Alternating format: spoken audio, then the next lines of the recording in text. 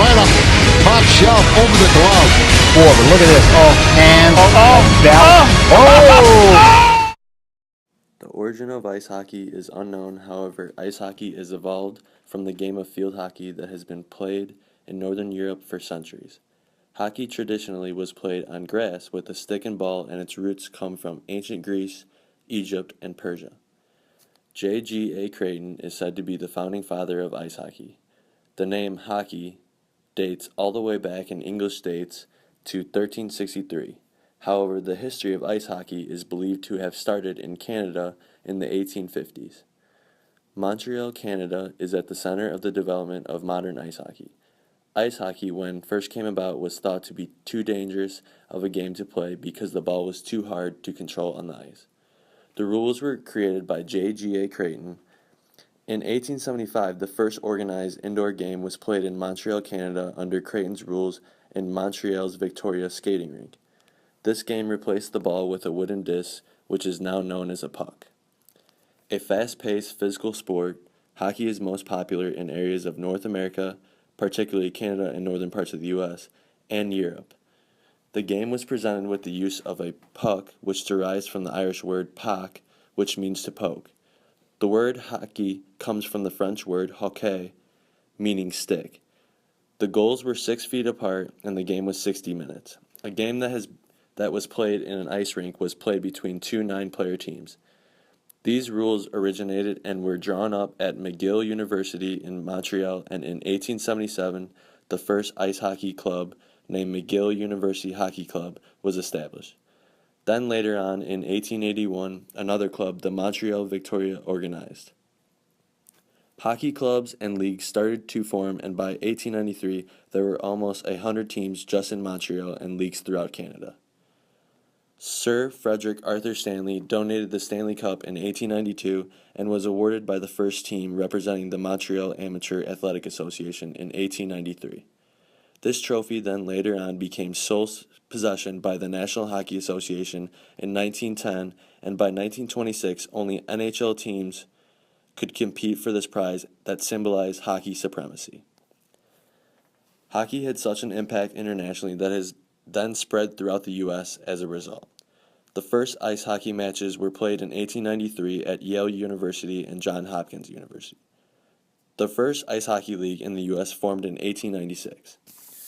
Professional ice hockey existed since the early 20th century, but by 1902, the Western Pennsylvania Hockey League was the first to employ professionals, which started to distribute more and more jobs for players as a result of this newly defined sport. Professional ice hockey is played in countries such as Germany, Russia, Sweden, the Czech Republic, Finland, Switzerland, as well as other diverse countries. The National Hockey League, known as today the NHL, was founded in 1917 in Canada, and the league expanded over to the U.S. in 1924. As a result, hockey continued to grow and matured into a sport enjoyed worldwide as it spread into the Olympics around the 1920s, being one of the most popular events at the Winter Olympics. It continued to grow in the U.S., where today we see the NHL up to 32 teams divided into 2 conferences and then separated into 4 divisions. From the very beginning of hockey till now, we have come a long way. The rules, equipment, and dimensions have changed drastically.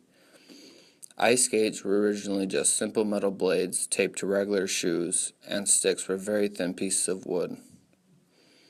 For the most part, players had no helmet protection until 1948, when goalies were introduced to better helmets and trapper and blocker pads. The biggest advancement came in August of 1979, when at the time Commissioner John Ziegler mandated all hockey players wear protective hockey helmets. With major advancements in equipment, the general hockey standards have changed also. For instance, back in 1910, game time changed from 2 30-minute periods to 3 20-minute periods, and recently, in 2005, trapezoids were put in place behind the nets to allow goalies to stay in restricted zones.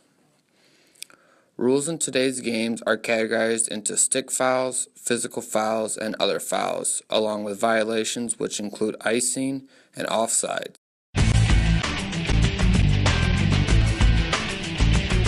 Hockey has been called the fastest game on ice, and for good reason.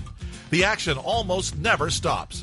So for those of you who are new to the sport of hockey, it's time for Hockey 101, and a look at several basic rules that are important to understanding the game.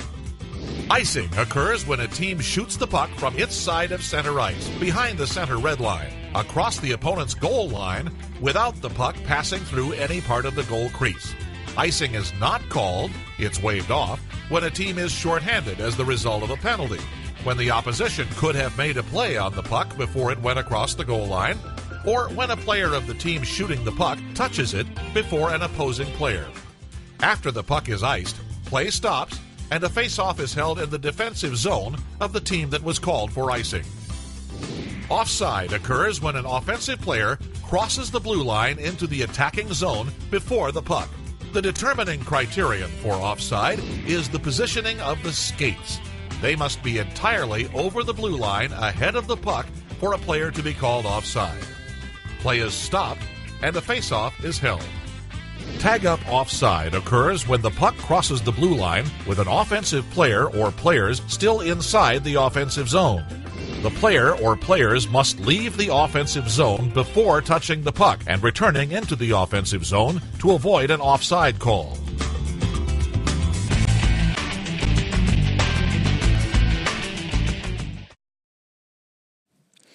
All penalties result in 2-minute penalties except for fighting, which is 5 minutes.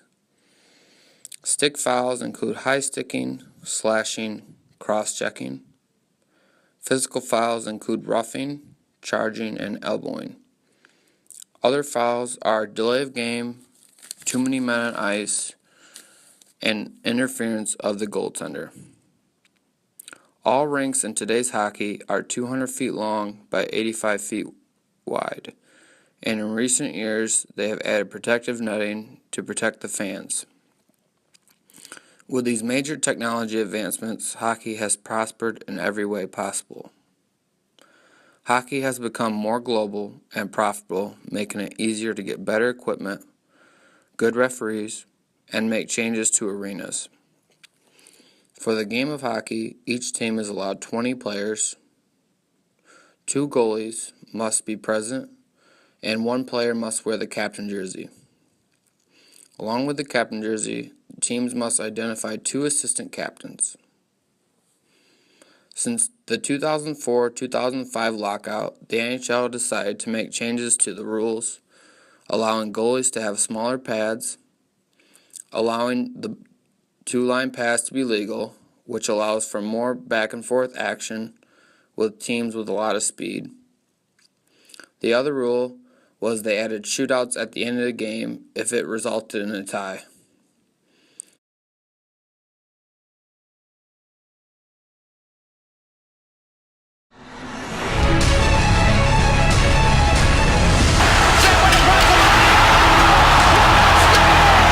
Through the neutral zone. Stoll's going to reach out for it and gets crushed by Markov.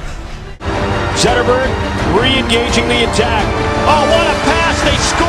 Came out the short side. Hockey is one of the world's most exciting games because of the fast pace and physical environment it brings every game. Fans line up around North America and Europe to see the so-called fastest game on ice. Being such a fast and physical game, there are many different in-game moves and tactics that a player must do in order to play at a high level. Goals at times can be hard to come by, but players use a few different types of shots to get the puck past the goalie. The first shot is called a slap shot, which is when a player winds a stick back over his head and essentially comes down and slaps the puck in a quick motion. This shot is one of the fastest shots in the game, and pucks have been clocked up to near 100 miles an hour when struck by a slap shot.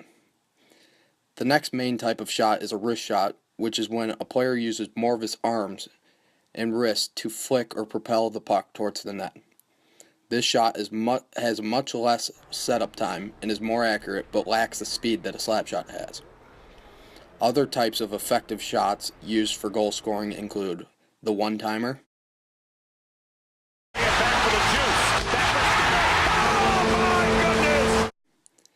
the backhand shot.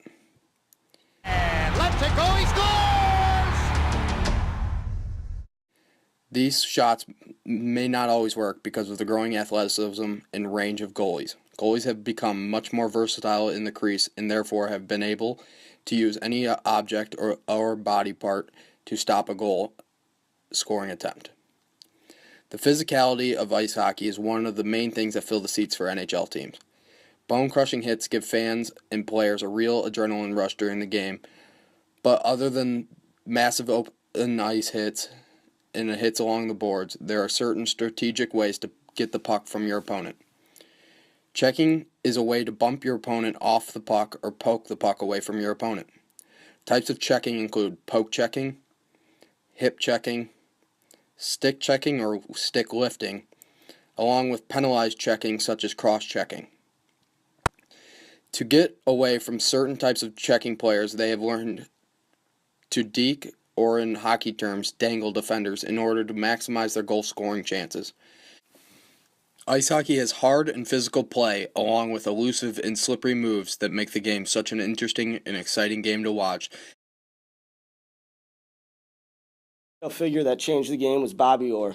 Bobby Orr is considered the best defenseman of all time. He played for Boston and Chicago, and his career started in 1966 and ended in 1978. As a defenseman, Orr revolutionized how the game was played. He used his ice skating speed and scoring and playmaking abilities to revamp the position. As of 2013, Orr remains the only defenseman to have won the league scoring title with 2 Hart trophies and holds the record for most points and assists in a single season by a defenseman. Orr won a record of 8 consecutive Norris trophies as the best defenseman and 3 consecutive Hart trophies as the league's most valuable player. Orr was introduced in the Hockey Hall of Fame in 1979 at age 31. This was the youngest ever, and Orr will go down as the best defenseman in league history. The greatest player to ever play in the NHL is Wayne Gretzky, and is nicknamed the Great One. He played 20 seasons in the National Hockey League for 4 different teams from 1979 to 1999. The teams were Edmonton Oilers, Los Angeles Kings, St. Louis Blues, and New York Rangers. Gretzky had a major influence on the style of play for the Edmonton Oilers and in the NHL as a whole, helping to inspire a more team-based strategy. Using this approach, the Oilers, led by Gretzky, became the highest-scoring team in league history. Between 1982 and 1985, the Edmonton Oilers averaged 423 goals a season, which no previous team had scored 400, and Gretzky on his own had averaged 207 points when no player before had racked up more than 152 in 1 year. Another NHL great is Dominik Hasek. Nicknamed the Dominator, Dominik Hasek played from 1980 to 2011. Hasek was considered an orthodox goaltender with a distinct style that has labeled him as a flopper. He is best known for his concentration, foot speed, flexibility, and crazy saves, such as covering the puck up with his blocker rather than his trapper.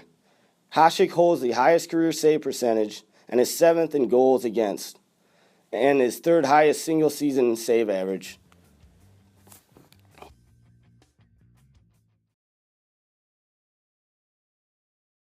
When you think about American hockey, there is one moment that comes to mind: the miracle game.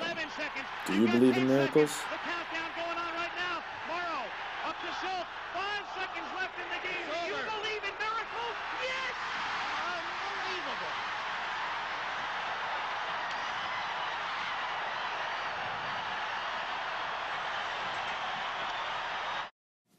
Now, the United States were never thought of as a powerhouse in terms of international hockey, as they had only won the gold medal once before, 20 years earlier. This is only part of the reason this game was so memorable. It was the 1980 Winter Olympics. The Soviet Union national team was practically a lock to win the gold medal, with players like team captain Boris Mikolov, top goalie Vladislav Trekiak, and many other talented players. The United States team consisted of only one returning player from the previous Olympic team. It was truly a David versus Goliath situation. Despite all odds, the United States won the game 4-3.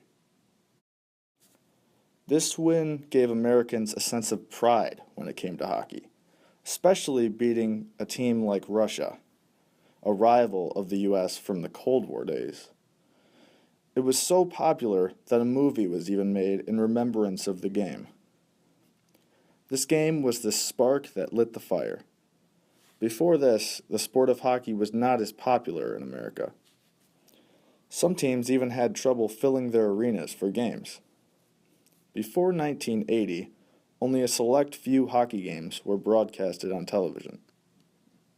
Hockey was not broadcasted exclusively on a national scale until 1981, just after the U.S. won the Olympic gold. It was then when every game would be broadcast locally and important games would be broadcast nationally, such as the playoffs. Now, the sport is one of the most popular sports in the country. In fact, a recent survey came out that shows hockey is now just as popular as basketball in the United States. According to the survey, the sport of hockey is now the 6th most popular sport in the country. They are even starting to fill out football stadiums and outdoor hockey events. As you can see, the sport of hockey has influenced America a lot in the past 35 years. The United States was once looked down upon as a poor hockey country, but not anymore. They now have the most teams in the most popular league in the world. Hockey in America has come a long way since the miracle days, and it's here to stay.